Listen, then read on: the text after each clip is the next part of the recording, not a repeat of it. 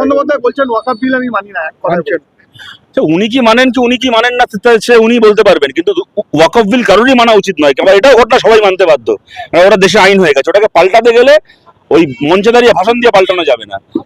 বিভিন্ন রাজ্যের মুখ্যমন্ত্রী, বিভিন্ন রাজ্যের সরকার সুপ্রিম কোর্টে এর বিরুদ্ধে মামলা করেছে। মমতা বন্দ্যোপাধ্যায় করছেন না কেন? আপনি মানেন না, আর আপনার দলের 3জন এমপি ভোট দিল না ওয়াকফে লোকসভাতে।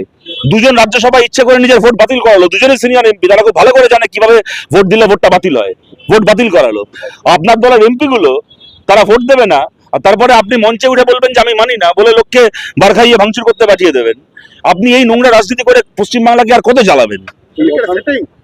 তো ওরা সেটিং কি আমি বলতে পারবো না, কিন্তু আমি এইটুকু বলতে পারি যে ওয়াকফ পশ্চিম যেভাবে বিজেপি সরকার সংখ্যার জোরে পাশ করিয়েছে এই সংশোধনী, তা অগণতান্ত্রিক এবং এর কোনো লজিক নেই।